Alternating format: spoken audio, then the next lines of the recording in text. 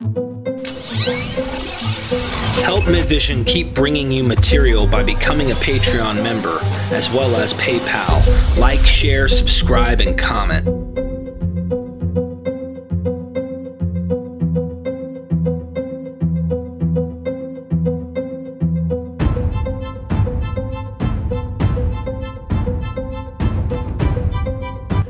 We are MythVision.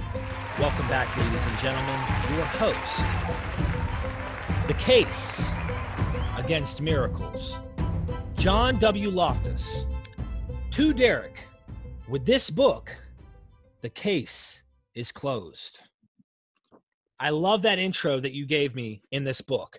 I recommend anyone who's on a serious journey and really wanting to figure out what is going on and why all the miraculous claims of all the worldviews are being used, how to deal with these ideas, and specifically your chapter I want to focus on today.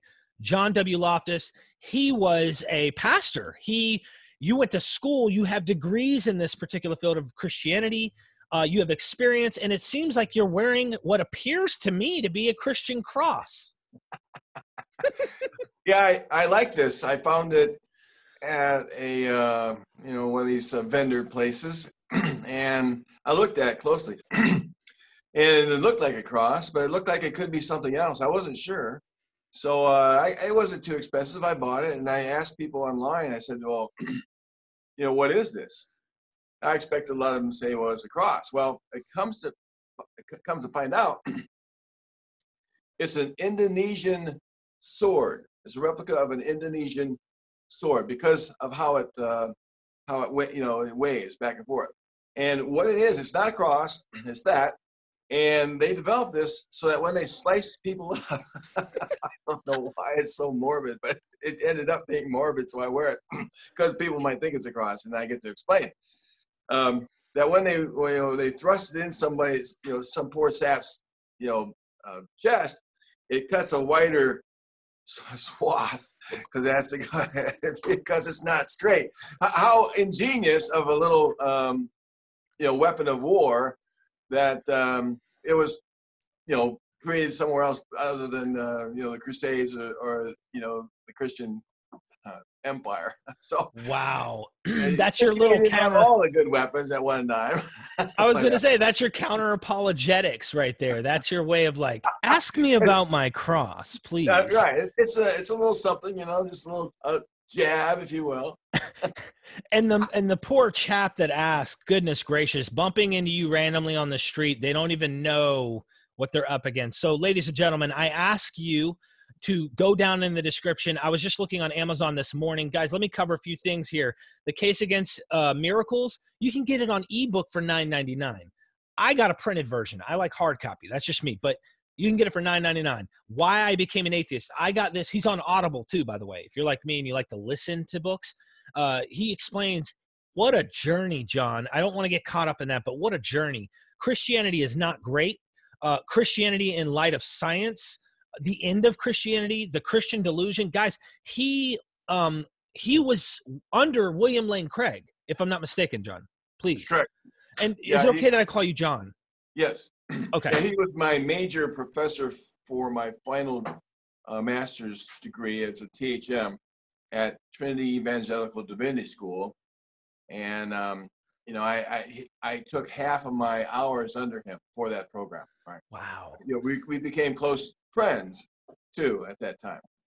That's good. I'm glad. And I suspect you guys are decent to one another even today with different worldviews. Decent, I'll say, but he doesn't want to acknowledge my presence. And he said some things about me that, he has to say, I suppose to discount, it wasn't intellectual things, but it was, personal things and they happen and that's the way it is. But when we have met in person, it's a cordial conversation. I ask him about some things. One of the things I ask him is like, would you debate me? Why won't you debate me? And he says, well, John, that wouldn't be appropriate. And that's all he said. And what do you mean not appropriate? Because I think it's not appropriate for him because he doesn't want people to think that there's someone who knows what he knows who doesn't believe it.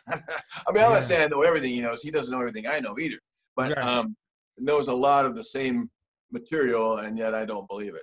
Even taught by him, I'm an embarrassment to him. Ah, I see. So it's a sore spot for him in terms of allowing you to be on a platform next to him. He doesn't really want that. I've met him at the Society of Biblical Literature meeting in New Orleans, and I've met him at Sam Harris's debate at Notre Dame, and it's been pleasant conversations personally. It's just on a public scale, he doesn't want to like mention me or deal with me, and that's just his response. So, I mean, I'd love to see him try to take on this book, for instance. I'd love to see him do it, and but because I was trained by him, he doesn't really want to do that. So whatever. I get it. Well, I'm going to shift us into some of the conversation in this book. I think we need to focus on something in your specific chapter. But with that being said, prior to doing that, guys, you really need to get it because this book is massive. It's the size of the Bible, with various authors that contribute, various authors who jump in and are giving their 2 cents on this topic. And various other topics. We go into the magic Jesus ideas. I mean, there's so much stuff in this book. So in your specific chapter, we discuss David Hume. He comes up, very important man when it comes to the miraculous claim, and his Ecrit principle. For those who don't know the Ecrit, I just use that. It's an acronym, so to speak, saying extraordinary claims require extraordinary evidence. And Christians love using this principle when it doesn't agree with their claims. But let's focus on one question at a time. So, John, I'd like to ask, can we reject miracles on certainty or probability only? Well, nothing's certain. And I hesitate to use the word refutation, as in something has been refuted, because to refute something demands an exceedingly amount of evidence to refute it. I think. I mean, to say it's improbable or it's overwhelmingly probable, those are sort of the things I like to use. But I really think in the case of against miracles. Now, I didn't say this. I've concluded this after writing it, after publishing it, after having some further debates on it. And I've really come to the conclusion that this book actually refutes Christianity. Now, that's a really strong statement. I hesitate to say it for the first time online, but it's not just this book. It's other things I've written, as you can find on my blog, Debunking Christianity. I did a couple of talks for some organizations on Labor Day that defended that proposition. But I really think that if you have to depend on miracles that are told to us second-hand, third-hand, fourth-hand, fifth-hand from a pre-scientific world that Richard Carrier describes as kooks and quacks of the Roman Empire. He does in an article of that title.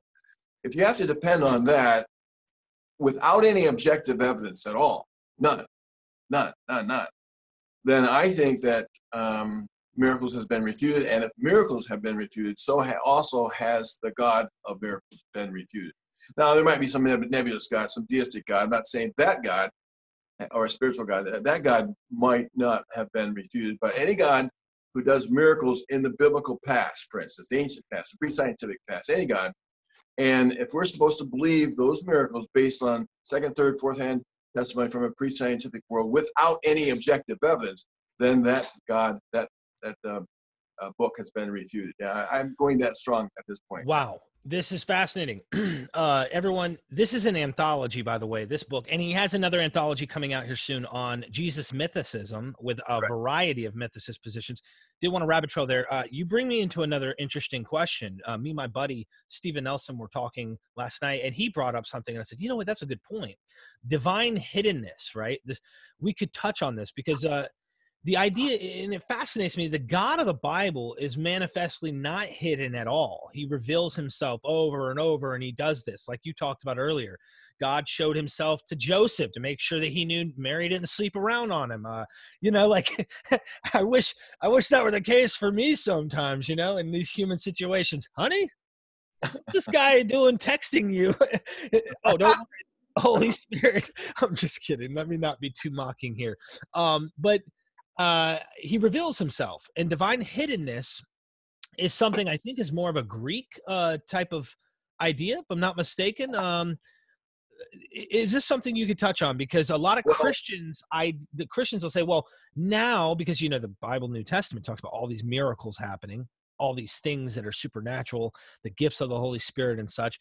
But there's this moment where God pauses during the church age, or when the church replaces the situation. There's none of this stuff going on. And some churches think it still is, but we catch them in frauds over and over, lying, TV preachers, you name it. But the ones who say, well, God right now is just kind of hiding from the miracles. It's really odd, isn't it? It is. I mean, the Christians have a lot of reason to defend that, even though it makes no sense.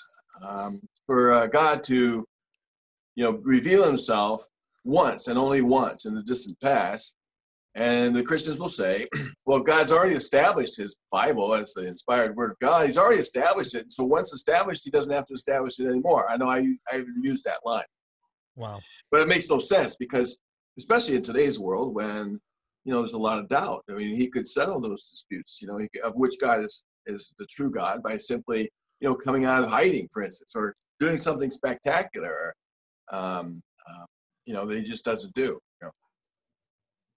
But what I say in the case against miracles, I'm pretty sure that take an event like the 2004 Indonesian tsunami, which killed 250 million people. I think that's what it is. Yeah. He could have saved their lives by stopping the underwater earthquake, before it happened, with a snap of his omnipotent fingers. And if he had done that, no one would have been the wiser, and he could have stayed hidden. He could have stayed, if he wanted to be hidden for some unknown hidden reason, he could have done that then and there. And then he could have kept that underwater earthquake from happening ever again in the foreseeable future by simply doing what's called a perpetual miracle. And in fact, all we know is most miracles. I mean, God can do those miracles. I mean, why can't he? If he's a miracle God, he created the universe out of nothing and established its laws, then he could create a perpetual miracle. So God could have done that and remained hidden and saved 250 million lives. You think about that, right? Yeah. And he didn't do it. So I say that since he didn't do that, and I call that the most horrendous types of suffering there are, since he didn't do it, we can be sure he doesn't do any at all. I mean, here's a test case, and it's not just that one, it's that one, but plus others, all the other kinds of disasters that have happened that he could have done the same thing with and stopped all of this and still remain hidden. So if there is a hidden God out there who for some reason wants to be hidden, he can do these things because they continue to happen all over the globe. We know that he doesn't do miracles. We just know it. Not a good God anyway. I think that's a great point.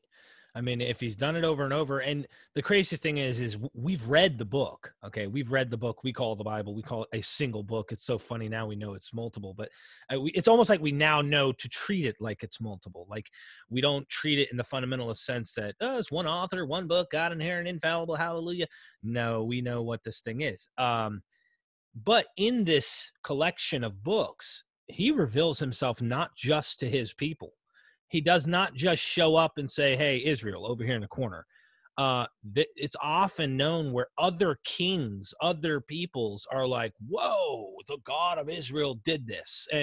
Or he shows himself and reveals himself in many ways to even the enemy, showing that their God is superior, blah, blah, blah. Just do it again and we'll be okay. I mean, you everything you've written, John, would go down the drain and thrown in the trash. He's not doing that. And I don't, you know, they'll say for some reason he doesn't need to. He's already established, like you said. But That's what they say, you know. But we don't have any records of God ever doing that right. in the surrounding cultures. You would think that some surviving parchment would, you know, say that, yeah, Yahweh kicked our ass, you know. I mean, the other day, you know, he sent a meteorite. Well, he wouldn't send fire from the sky, and it just destroyed, you know, people, and they took our virgins, you know, and wow, we were kind of stuck here jerking off or something, you know? So, you know, we don't see any of that. We don't see any inscriptions, you know, like that. We do see inscriptions that may or may not mention the Hebrew people, or that there was a pilot or something like that. But nothing like that. I mean, like, yeah, God showed us. We've been convinced now. We don't see that. So apparently, it's mere assertion in the Bible that God did that or did this to these surrounding nations. It's just mere assertion. And in some cases, we know that those assertions are flat out lies. You know, like it may not be the case that there really was this Canaanite conquest that's been written about in the book of Joshua and Judges, but it's more like assimilation. Like the Hebrew people came from the Canaanites. So you know, either lies or genocide. You choose. Wow. Yeah, and I think that that's often. Would you agree that what happens usually is either there's a mistake on understanding it, so they attribute a miraculous claim, kind of like traumatic situations. They say today when something traumatic happens, a lot of times a brain does the work for you. Like I've heard of cases where a woman is being molested or raped or something, and she recalls an angel visiting or something. It's almost like the chemicals in the brain, the dimethyltryptamine is being released from the pineal gland and protecting that woman. And she has this, doesn't remember being raped sometimes, only recalls an angelic experience or something like that. So the brain is a powerful tool to protect us from trauma, death, these type of things. And it's a natural thing. It is all natural phenomena that will make us think it's supernatural. Is that an option sometimes? I mean, do you agree with that? It certainly is. It's also a good explanation for why when believers are confronted with evidence to the contrary, they reject it. In fact, it's been shown that sometimes when you present evidence to the contrary, they will walk away from hearing it, reading it, watching it. They will come away with a stronger faith. It's serious. It's like, what the hell just happened? I just leveled both barrels at them, and they say, well, you've strengthened my faith. They'll read my book. Really serious. Yeah, I recommend that book highly. In fact, why I became an atheist was recommended by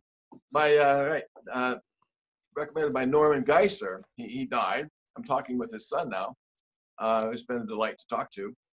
But they'll walk away and recommend the book like Norman Geisler did. I think people should read this book, you know, because in his deluded mind, he had answers, answers. And so he didn't see anything in there to worry about, you know. So what he's saying when he does that, he says this, read his book, and if you have problems, come to me, learn from my books, take my classes, see my online displays. Basically what he's saying is, I can answer this guy, he'll challenge you a little bit, but I got this. So, and he did, and I'm grateful for it. Don't get me wrong. Yeah. But they'll walk away with a strengthened faith. I've heard that from time to time. It's crazy. It's that drug and the social relationships they have. There's a reason why atheists and agnostics don't get together every Sunday. I mean, usually I think there's a Sunday morning church type of orientation of praise and stuff like that. I don't know what they do. They encourage one another, I'm sure. And I'm not against that. But the churches, they'll sing to God and hear sermons reinforcing their faith. I mean, scientists don't get together. Okay, now it's time to gather together and sing songs to Isaac Newton. Or let's hear an emphatic reading, a poem, based on his laws of motion. And then let's sing a song. We just wrote a new song, and let's repeat the phrase over and over again. Isaac, we love you. They do that because it drums in the belief system. We don't need that drummed in. However, we have the evidence, and the evidence speaks for itself, and it's nothing you have to sing. Nothing you have to meditate on it. You just read it and understand it and replicate the experiments if you need to. I think we experience other things in life. We don't need that type of thing to fulfill. And I think as a human, and I'm speaking as an actual human here at this point, not a fallen creature under a divine hand. I'm speaking as a human. I think all humans need that emotional something that fills their life. And I thought it was only Community. right. Community. And I thought only God could do that. I thought this was like, that's what's dangerous about the worldview is once you find it collapse, you almost wonder what's the point of living. That's a scary thing. When you start to wonder if life's worth living when God may not be, or this God might not be true. How do I live my life? Yeah. And so that brings us into another interesting thing. Richard Carrier mentions somewhere in his book, Sense and Goodness Without God, the idea that if the reality we experienced in our daily lives were similar to the movie Constantine, where people are constantly falling victim to demonic possession that suspended them in midair, then it would actually be irrational to be an atheist or not to hold a strong belief in the supernatural. I don't know why, but the quote kind of stuck with me because it's obvious that the actual symptoms of so-called demonic possession that anyone bothered to document all seem totally consistent with either mental disorders or fakery. So, and you go somewhat into this, and this even delves into the magic Jesus vein somewhat, or if there was a guy or there were guys running around healing people. What the heck is going on? What's your opinion on some of this stuff, John? I mean, are they mental disorders? Are they faking this crap and making money? Like a lot of times, even in modern days, I've seen videos in Africa where, and this is known, I mean, they'll have a guru who has a paid actor to really play this thing on the role, and they're going to make some money. The more money they make, they'll split percentages, whatever, and they know how to make themselves look like they're really possessed or they're healing their arm or whatever it might be. So do you think that? I don't know about every case, of course. I think that some people may get into it innocently enough, wanting to help, but they also need paid. They can't do this for free. So they find ways to promote themselves, and some, go into a nefarious zone where they try to manipulate people, but the manipulations, the deceits, can still be justified to the believer's mind because we're still helping people. As long as we're helping people, if they feel good about donating towards us, or if they, they're not going to donate, if it's their problem if they donate too much and can't live off it. It's not our problem; it's their problem. They justify it all. So, like politicians, I think some politicians get into it innocently enough. Not Donald Trump. I think he's a liar through and through. But right. Some of them get into it innocently enough, but then before you know it, they like the power, they like the money, they like the prestige, and a lot of things like that. Even preachers, sometimes. So I don't know about every one of them, but I'm pretty sure that since there's no truth to what they're peddling, then it's all a farce. They just may not know how deeply it is.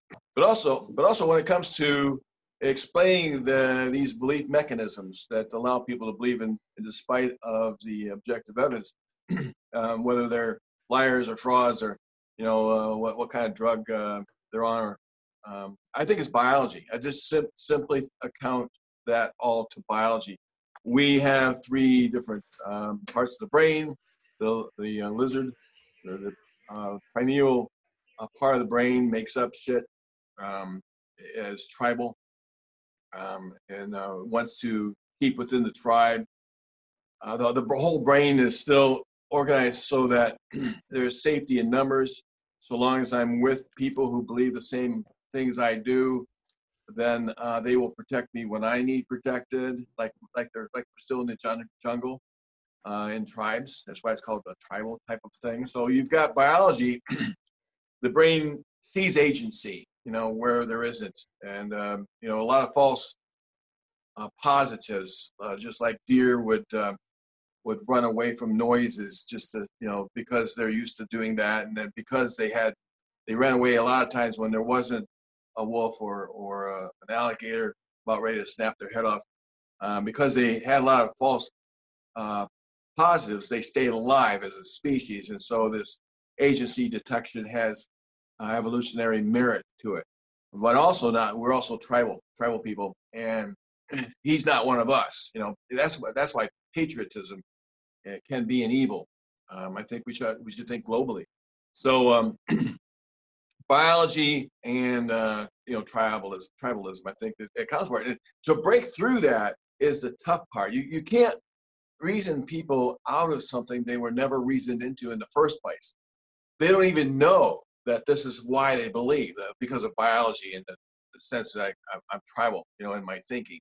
You uproot people, you have them raised by somebody else in a different part of the globe, and that takes the tribal nature of their current faith away, and then they can think through it. But they still have the biology that says, you know, there must be some kind of God in the sky, some spirits, some kind of powers that are supernatural in play. So the breaking through it is tough to do. But I read an article today recently that shares that the fact that books may be the most effective way to do it. Maybe books and podcasts and things they watch in the privacy of their own home.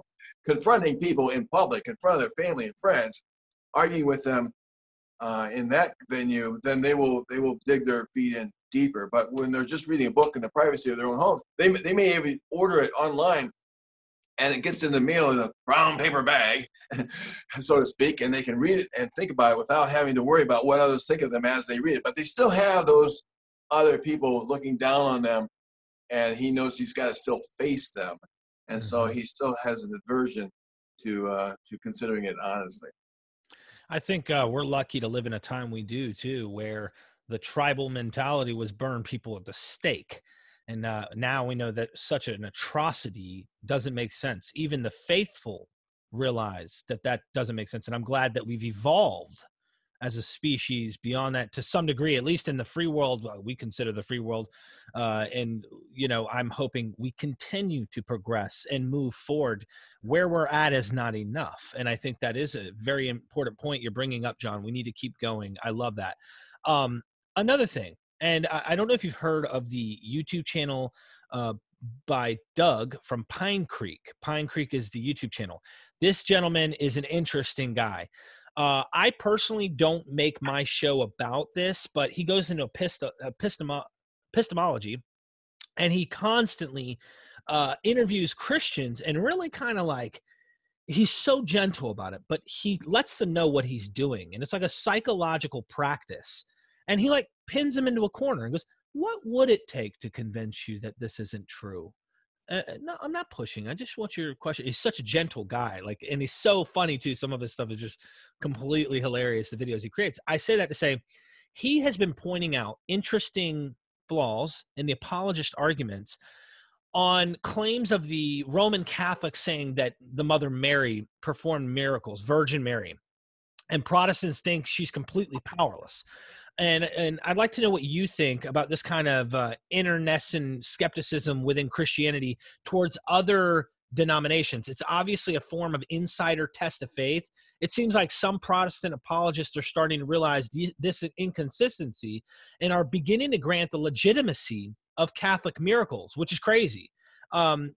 This leads into another issue, and I like your thoughts on that, but I had another buddy who came on, Jim Majors, and he's a PhD candidate in Oklahoma, I believe it is, who's in the Old Testament, writing his dissertation on Daniel.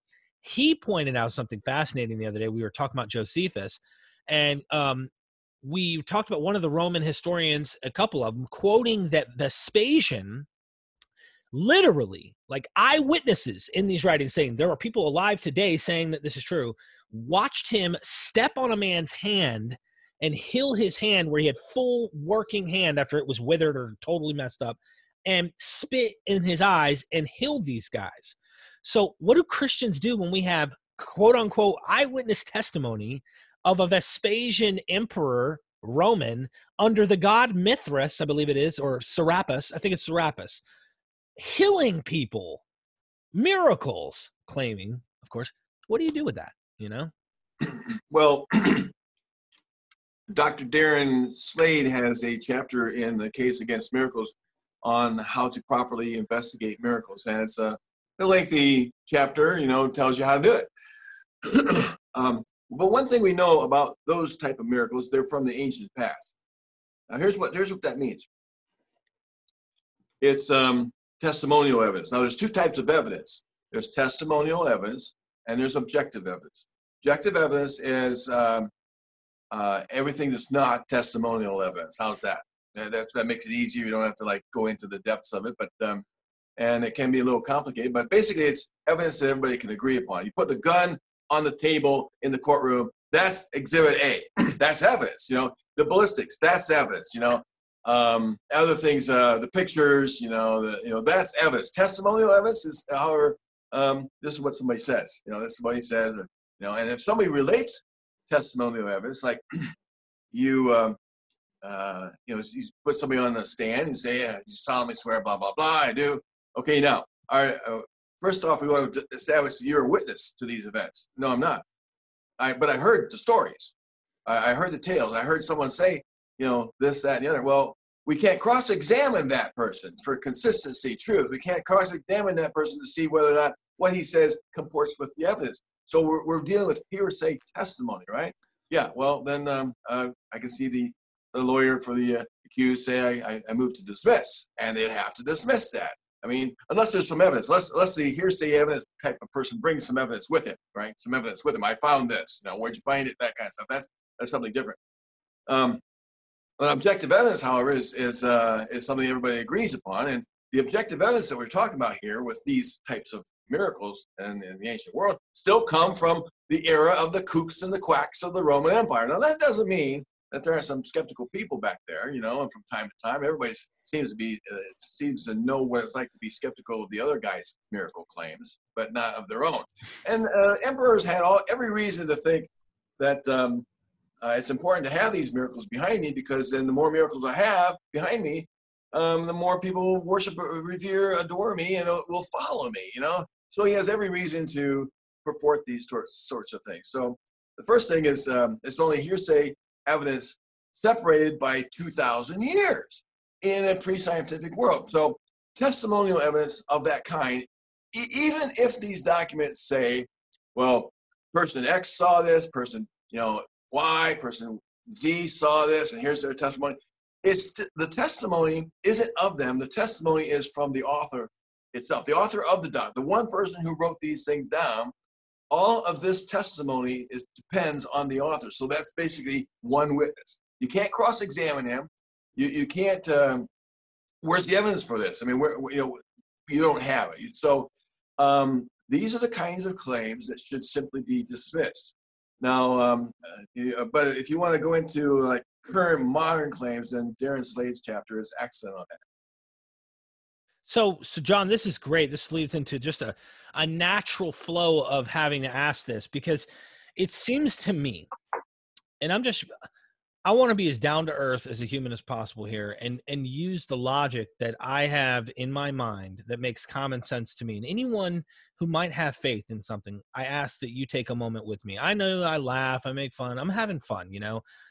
Please look past that, because I know how sacred and loyal such things are, how emotionally deep they are in our bodies, in our being, when we worship these things, when we believe these things. And I ask you for a moment to consider this while I ask John this question. And John, this seems to be the conclusion I would draw. If eyewitness testimony, or these people that claim eyewitness testimony, or these writings, like you say, they're not sufficient evidence to make a claim of the supernatural. Going back to the Ecri principle, extraordinary claims require extraordinary evidence. Are we ever even going to find such evidence? Because you're talking about something that's beyond the natural world, which makes perfect sense on why we wouldn't be able to find it. However, the problem here is that very point. If you can't prove it, if you can't show it, it's extraordinary. Therefore, it'll never have extraordinary evidence because it's an extraordinary claim. There'd be no reason, unless you specifically experience this and are being honest with yourself. Look, man, I got my arm cut off and God grew it back, okay? Unless you have the same claims that these books are making happen to you, I see no reason why you are already assuming. And I don't want to be derogatory. I'm not trying to be rude to the believer.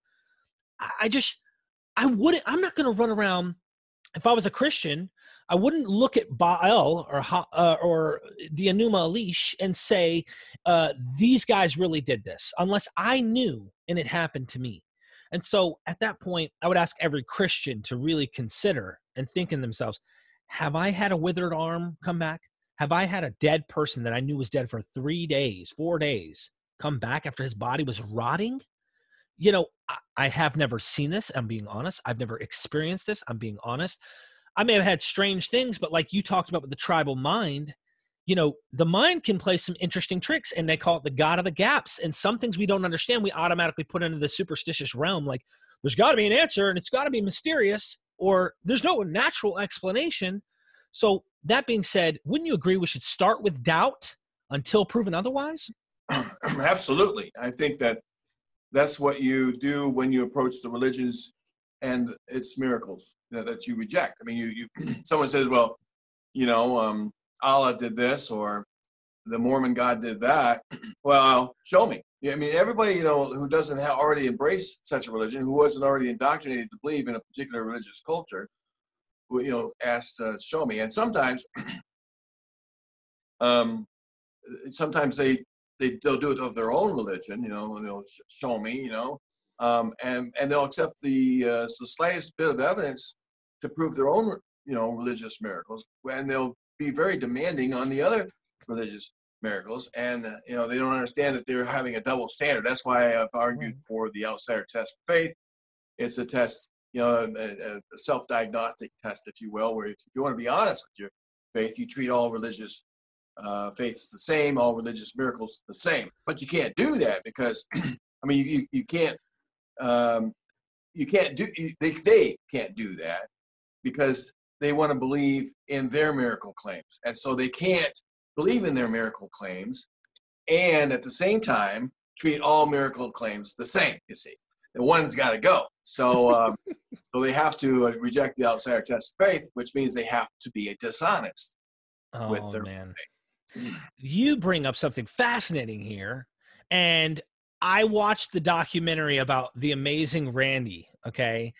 I actually really enjoyed that documentary. I have, and I'm going to say this bold and blunt, I don't care what anyone thinks, I have a lot of respect for the whacks, the crazies, that really believe they have powers, that are willing to really try and prove their power by going and testing their thing with the amazing Randy quest, where he's like, I'll give you $1 million if you can really do this claim that you have. You can see dead people, you know what things are going on in some mystical sense. And I heard Richard Dawkins actually in a conversation with the amazing Randy say to him, look, you might want to be careful about your test because we might have something in the natural world that we don't know yet that someone might be able to tap into and beat your test, and then you get screwed because you're claiming nothing like that's possible and you're putting that in the miraculous. However, no one's ever done it yet. He's done a couple funny, like pretending like someone won, but he jokes and said, no one has ever been able to do this. At least they are willing to really prove, to test their psychic abilities, their stuff like that. The Christians aren't. They go, well, it won't work unless you have faith, which is almost like you got to be drinking the Kool-Aid in order to even participate. You do. It's absolutely the case. There's no doubt about it. You have to already be in a mind frame to want to believe, because otherwise you wouldn't believe. That's serious. That's seriously true. And that's why I say, and I'm sure you would agree, I'm Thomas.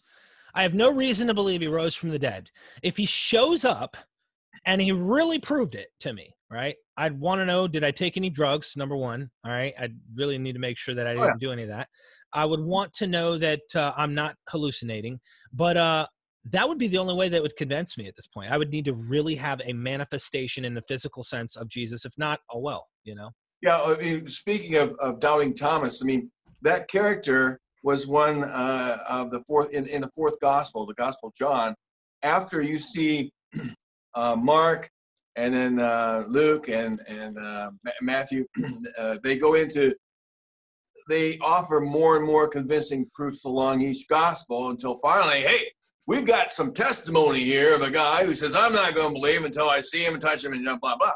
Well, that just never happened. You could see the progression of those gospels getting to where they were. And even if it did happen, which it didn't, it's reported to us in a second-hand, third-hand testimony. See, there are miracles that might have happened that we have no reason to believe, and that's the point. Even if Thomas saw and touched Jesus, we can't cross-examine him. I mean, there's no reason to think that it ever happened, given the progression of the Gospels and more evidence. So it doesn't do any good to have that story in the Gospel. It proves nothing. It's just more of the stories that we find in the Gospel of John. But what we're looking for is hard, objective evidence. It's like this. If I were to tell you that I sank 18 hole-in-ones on a standard golf course in a row, what you doubt me? What the Right? The doubt? I can I'm see sorry, from your man. side you're doubting me. I just don't think it's possible. It doesn't happen, does it? Right? Well, now what if I went further, and I said I sank these 18 hole-in-ones in a standard golf course, and between holes, that is from hole 1 to hole 2, I grew wings and I flew. And I didn't actually walk. I didn't use the golf cart. I just flew to that hole, and I hit another hole-in-one. Then I flew to the next hole, and I hit the next hole-in-one. I mean, that makes the claims exponentially more difficult to establish. Now, the 18 hole-in-ones on your own without flying, you wouldn't believe without objective evidence. You would need a lot of it. I mean, you'd actually have to be there and know for certain you're not dreaming, and know for certain you're not drugged, and know for certain that no magician's playing a trick on you. And then if he flies, then the amount of objective evidence required increases like exponentially. So when I'm saying extraordinary claims demand extraordinary evidence, that's what we're looking at. We're looking at miraculous claims of a man who put his hand into his cloak and brought it out and it was leprous and put it back in, and all of a sudden it wasn't. That kind of thing. Or an axe head that floated, or a snake that talked, or a sun that stood still in the sky, or a whale, a great fish that swallowed a man, according to the literal views of those interpretations, right? So, no, because it also comes from an era that's considered kooks and quacks of the Roman Empire or beyond. So there's really no objective evidence for any of those claims, and that's what you need. You need that, not just testimonial evidence. Who would believe that golfer and his group of 3 with him, if they had claimed this? Yeah, he did that. Give me a break. That doesn't help the case at all, does it? But we're talking about miracles, and the evidence doesn't exist. And here's the point. Sorry, believer. I mean, I empathize with you just as Derek did. I'm sorry to tell you this. You can complain about this all you want. You can say, well, you're making up these rules so that you don't have to believe. No, these are reasonable requirements of people who are reasonable, that they need objective evidence. And I'm sorry that your God didn't have the foresight to decide to do some miracles in today's world, in front of cell phones and in front of doctors and in front of people who can do DNA testing, things like that. But that's your God's lack of foresight. And so even though every biblical miracle might have taken place as recorded, there is no reason, absolutely no reason for anyone to believe any of those tales. Not one. That's the point. Now, you can go ahead and believe if you want, but then at that point, you're being irrational. You're saying, I know what happened because I have a psychic connection with the spirit world, the Holy Spirit world, if you will. Now, you would reject that on any other grounds. I mean, you'd reject that claim from anyone else, the psychics, for instance, but you apparently don't use a single standard for both claims. You should. You should say, you know what? There's really no reason to believe, period. I agree with you, and I didn't used to, of course. It was just like you didn't at one point. We were both believers. We were both in that worldview. We're seeing through it now, and I'm trying to help others kind of realize why we are doubtful. But you make a good point. They will say, no, you just don't want to believe. My sister-in-law, who lives here, is a staunch Christian, and I approach her with things that I read in books all the time. I'm not as direct. I'm very like subtle in my approach, and get her response just to hear it. And it's always usually an emotional bias response. And so the response is, no, I think you don't want to be a Christian because you don't want to live that moral lifestyle that Christians have to live. It's always something along those lines, right? And I'm like, that's crazy because most Christians don't live the moral lifestyle that is required of them from the Bible. And yet they're Christians, or they claim to be. Because they're forgiven. You're not. Right. Yeah. Yeah, you're avoiding it because you don't, you don't want to have to acknowledge your faults, and you want to live however you want. But I point that out. You bring a good point. They're willing to accept no, I feel that this is true, or they accept these books, these tales, and deny everyone else theirs and say, no, that's not true. This one is, but that one's not true. I actually, as I started to deconvert, I had a slow, I felt healthy deconversion that prevented me from going all or nothing, and my whole world totally collapsed to a point where I thought just kill myself. For me, it was seeing patterns outside of the Bible into other mythologies. And when I started seeing it, I started going, God is bigger than just the Bible. So I said, he's in all of the cultures. He's everywhere. So I had a monotheistic understanding of God, taking God everywhere else and saying, well, he revealed himself in different ways in all these different cultures at different times and stuff, almost like Baha'i, but I wasn't Baha'i. I just had it in my own mind. It was like, God's everywhere. He's bigger, right? As I started doing that, I started realizing how complicated and problematic that starts to become. And then I started deconverting from there.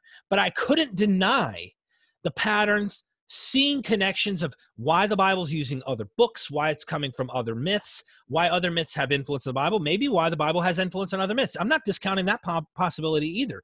The fact is, in the ancient world, it was common to regurgitate and pattern off other ideas, especially successful ones, and borrow these stories and make yours better than theirs, like Dennis R. MacDonald does in his book, The Homeric Epics. And dude, they're making Jesus cooler and better than Odysseus. And if he's accurate, either way, they made him better than Moses. We know that for a fact. They made him better than Elijah. They made him better than their own, Hebrew forefathers. So however you want to chop it up, I started to deconvert that way and realize, and I hope more honest people continue to do that. I hope more people get this book. Dude, this book is really awesome, and it's well written, John. Thank you. How long did this take? I don't know. Let's see. It was probably a year and a half in the making. Wow. But thanks for recommending it. The first printing of this book had a number of typographical errors that I won't lay blame on who they are. I guess they're supposed to be laid at my foot. But just same, it's been all cleared up. I mean, if you have a earlier edition and you want to get the later edition, I think, I don't know which one you have, but I know I sent it to you, but I don't remember which one it is. So just to let people know, it's been cleaned up pretty well, and I'm excited about it. I'm excited that there are authors of the caliber that exist that can write for me and will write for me, and that together we've produced a one-of-a-kind book. There isn't another anthology like this written by agnostics and atheists to argue our case. I mean, somebody said, well, why don't you get a Christian to respond, or that? Well, I mean, I could have, but they have all the other books. I mean, this is not like I'm not trying to be unfair. I'm trying to equal the playing field, because there's so many books arguing for miracles, so many anthologies, so many tomes, and besides, I really don't think there's a case for miracles. I know Lee Strobel's book and others' books, they are abysmal at trying to establish the case for miracles. I have another book called How to Defend the Christian Faith, Advice from an Atheist. I'm an atheist. I'm giving advice on how to defend the Christian faith. And in it, one of my key chapters is that all apologetics is special pleading. Now you don't understand what that means. There's special pleading that, we believe in our miracles and we reject yours. That's special pleading. It's adopting a double standard, basically.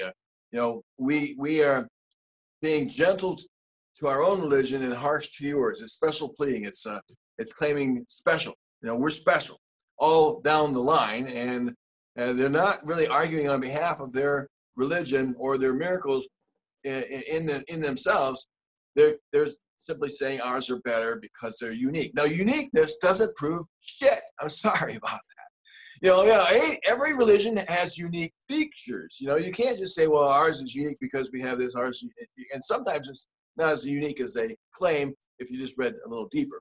So I'm really excited about the book. I really think it does. I don't understand how Christians can read it and not walk away more enlightened, more reasonable.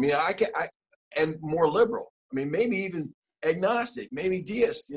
I'm not saying they're going to jump ship all the way. I think that takes place in incremental steps, sometimes baby steps. They'll read a little outside their comfort zone, and then they'll read a little bit further outside their comfort zone. I don't know how that might work with people, but that's how it worked for me, and it might be working for others. So I don't see how this book won't teach everyone, something significant they've never considered before. Now, I don't mean to say everyone. Not everybody, but most people by far, and I'm excited about it. Well, I'm excited to get more people acquainted. I'd like to hear you guys in the comments section tell us what you think of the book. If you've read it, give us some thoughts on it and quote from it, if you will. Let us know what you think. Let me know if you guys get the book. I'd love to hear your guys' response. You can email me at mythvisionpodcast@gmail.com. Guys, Elvis didn't die. Tupac was never really killed. There's so many strange conspiracies, superstitions that are roaming around. There's good reason to say, am I caught up in one too? So like you say at the intro, in pen, you wrote it to me. With this book, the case is closed. And I think right now, this was a great episode on just discussing a little bit of Hume's argument and giving a few examples here as to why we really should be doubtful until the evidence supports a certain idea. I actually happen to believe you did get 18 holes in one.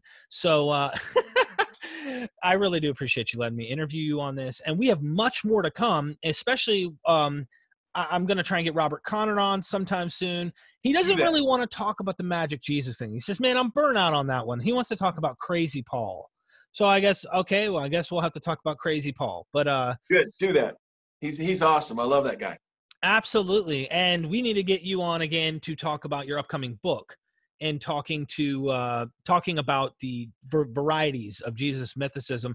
Would you like to make a comment on that prior to closing this show? Well, the book, it might come out within 6 months, maybe within 4 months. I'm not sure the time frame, but it goes further than merely saying the Jesus tales are myth. It offers explanations as to how the tales originated.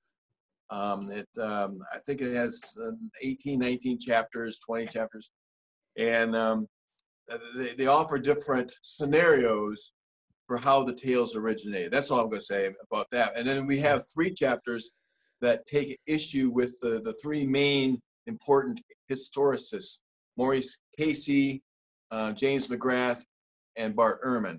So we don't leave them unscathed. Now I'm just the editor. I wrote the preface, and I'm happy to put that forth for people to consider. Thank you so much. I co-edited it with Robert Price. He was the one who got most of the people involved, and he needed help putting it together. And I got maybe 2 or 3 of the authors, but the rest of those he got. And it's a good book. It'll be enlightening. It'll be important. Absolutely. I have one more book.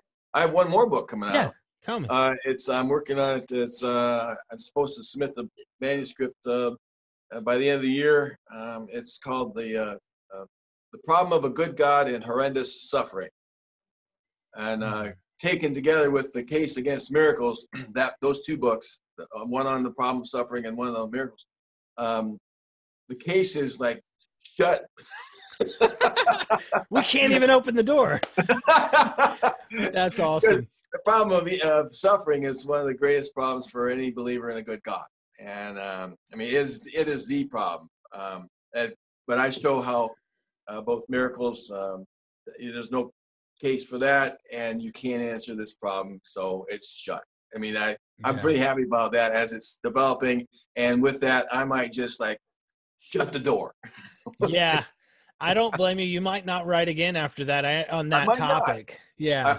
Actually, I mean, I'm enjoying life a lot right now, and to sit down and, you know, write this book with other authors. I've got some really good authors. Nick Kakakis has agreed to write the foreword, and he's one of the leading atheist thinkers on the problem of evil out there, and I'm honored about that, plus the other authors that are writing. So this is going to be a book that's going to get attention, and I'm just thrilled about that one as well. I know that when I was younger, I would listen to rock bands, and they'd put out a couple albums that I just really loved, and then that third or that fourth one just sucked big time.